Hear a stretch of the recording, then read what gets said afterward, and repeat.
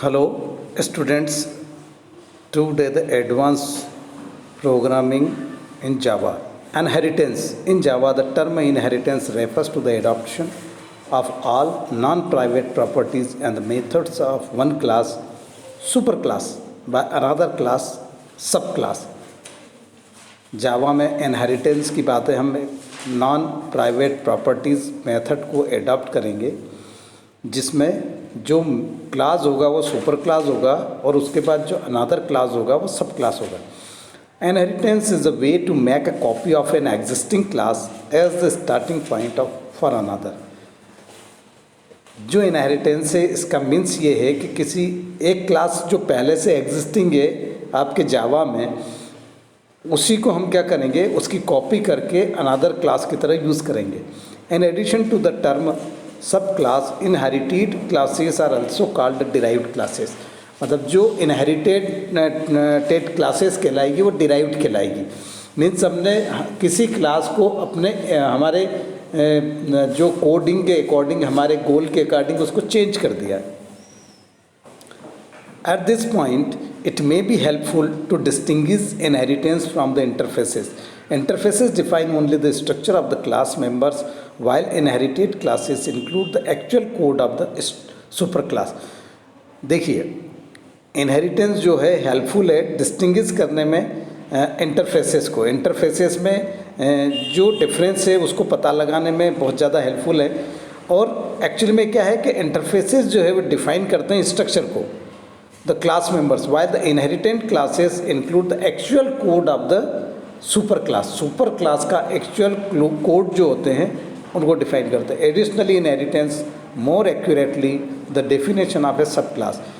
actually में inheritance जो होते हैं वो सब क्लास को बहुत बेहतर तरीके से डिफाइन कर सकते हैं. यूजेज द एक्सटेंड कीवर्ड इसमें यूज़ होगा इन द सब क्लास डिक्लेरेशन. सब क्लास डिक्लेरेशन में हम एक्सटेंड्स करेंगे. इसका मतलब ये है कि हम किसी सुपर क्लास को क्या कर रहे हैं, एक्सटेंड करके अलग से क्लास बना रहे हैं. For clarity, if a subclass is created using a superclass and the subclass remains unaltered, the two classes will be identical. देखिए, हमने कोई सब क्लास बनाया है और उसको यूज़ करके सुपर क्लास बनाया है, तो सुपर क्लास और सब क्लास के बीच में, और इसमें जो सब क्लास है वो अनअल्टर्ड रहेगा, उसमें कोई परिवर्तन नहीं होगा, चेंज नहीं होगा. ठीक है. और दोनों जो क्लास है, सब क्लास और सुपर क्लास, वो आइडेंटिकली डिफर रहेंगे. Because a subclass is still a class, it can be altered to include new properties and methods. The finished subclass can even be used as a superclass to create additional subclasses. There is no effective limit to the number of inheritance level. अच्छा, इसके number भी, आप कितने भी subclass बना सकते हो. ठीक है. The methods and properties of a subclass can be used just like those of its superclass. They can also be overridden. Overriding is the process of the replacing of augmenting the original code with new code to suit the current purpose. current purpose के according हम किसी भी आर्ग्यूमेंटिंग को या code को क्या करते हैं,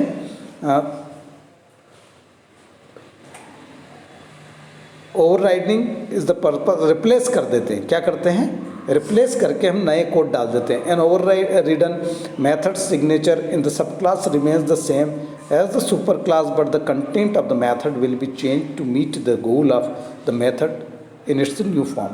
This may even mean executing the code inherited from the superclass before or after executing some new code within the same method. To execute the inherited code from within the subclass, prefix the method with super. हमको method के पहले super लगाना होगा. It is also possible to write a subclass constructor. The invokes the constructor of the superclass either implicitly or by using the super keyword super.method name and function.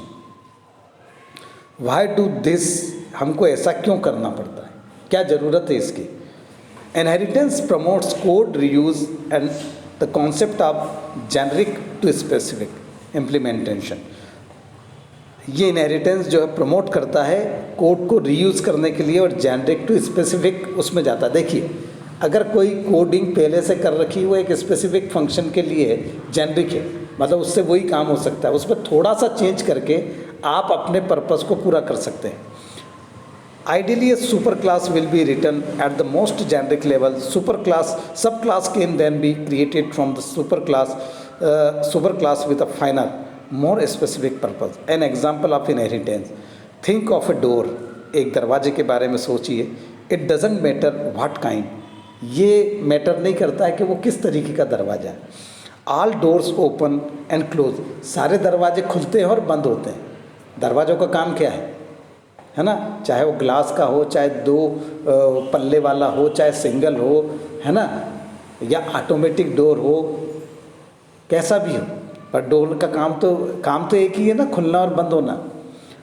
However, some doors open differently than others, lifting up versus swinging out or swinging in versus sliding across. अब दरवाजे कितनी तरीके के होते हैं. एक तो ये है कि उसको अप करो, शटर नीचे करो, ठीक है. दूसरा है आप उसको हिंज के सहारे लगे हुए, आपने धक्का दिया वो खुल गया, आपने उसको पुश किया, पुल किया, बंद हो गया, खुल गया. दूसरा है कि आप उसको स्लाइड करोगे, जैसे मेरे ऑफिस का डोर है, स्लाइडर है, ठीक है. एक ये कि लिफ्ट किया फिर छोड़ दिया. आया समझ में? सो दिस मतलब बहुत तरीके के उनके खुलने के तरीके भी अलग है.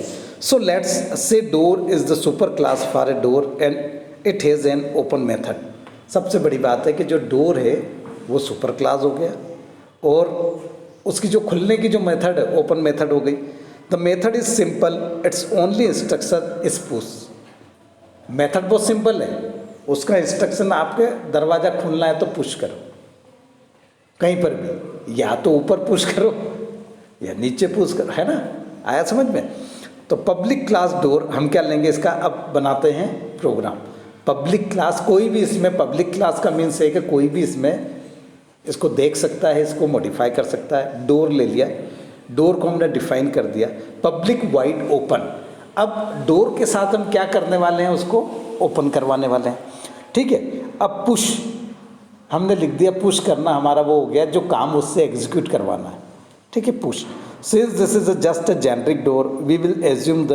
अब एक्चुअली में क्या है, जनरल अगर किसी से कहा जाएगा डोर के बारे में तो धकेलने को ही कहा जाएगा.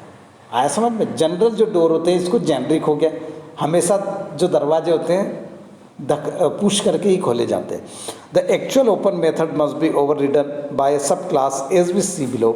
Letter a way to force a sub class to override a method will be demonstrated, but for this simple example will do for now, ठीक है. Using this class on a bank wall door might prove unsuccessfully. अब आप bank के wall door की बात करोगे तो उसमें ये सक्सेसफुल नहीं होगा. पुश करने से तो खुलने वाला नहीं है, ठीक है. वो ये बता रहा है कि क्या प्रॉब्लम आ सकती. A better strategy would be to subclass. अब इसके लिए सब क्लास बनाना पड़ेगा आपको. भाई पुश करना तो हो गया एक, पर अलग अलग तरीके से खुलने वाले दरवाज़ों के लिए क्या करोगे आप. Door using inheritance and the overridden the open method to input the combination and pull rather than push. अब यहाँ कॉम्बिनेशन करना पड़ेगा, whether the pull, whether the और push. Okay. Class bank wall door extend करेंगे door को, ठीक है. The extend keyword use to tell Java that bank wall door inherits the functionality of door. उसने क्या किया कि हमने पहले जो सुपर क्लास बनाया है ओपन वाला, है ना, जो सिंपल पब्लिक जो डोर के लिए सिंपल बनाया है ना, अब उसको हम एक्सटेंड कर रहे हैं. एक्सटेंड किसके लिए कर रहे हैं, बैंक वाले डोर के लिए जिसको खोलने का तरीका थोड़ा अलग है, ठीक है. Public wide open, enter combination, pull और पुश, ठीक है. The advantage of using inheritance is writing code that applies to a number of classes that extend a more general class. In the below example, we have a method that opens several types of the doors. Public class main, public static void main, string दे दिया उसमें, door D1 equal to new, bank wall door, door D2 equal to new, house front door, door D3 equal to new, car door. बहुत सारे दरवाजे, सबको define करना पड़ेगा सब क्लास में. आया समझ में? अलग अलग। अगर आपको दरवाजे खोलने के लिए कोई कोडिंग करना है कि भाई रोबोट जाके उस दरवाजे को खोले, तो रोबोट को हर चीज़ बताना पड़ेगी कि आपको पुल भी करना पड़ेगा, आपको पुश भी करना पड़ेगा, आपको लिफ्ट भी करना पड़ेगा, आपको बंद करने के लिए वो करना पड़ेगा, या आपको रिमोट से भी खोलना पड़ेगा। आया समझ में? बहुत सारी चीज़ें हो सकती है। So that is the if arg zero equal to car, है ना।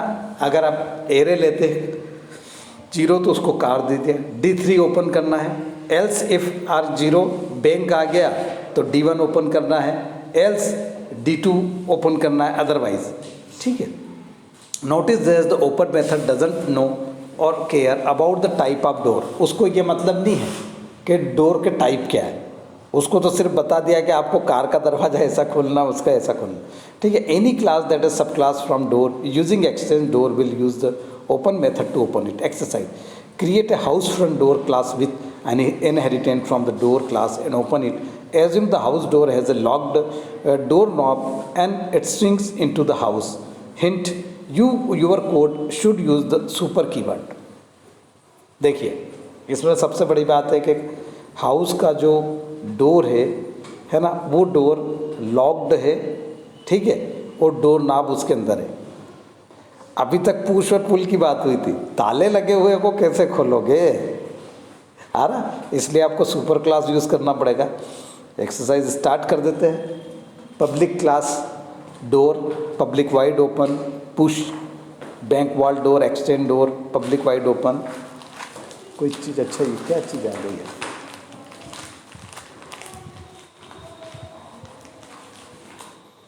पुल and combination, house front door, extend door, ये हमने बढ़ा दिया इसको, और अपन रन कर देते हैं इस प्रोग्राम को।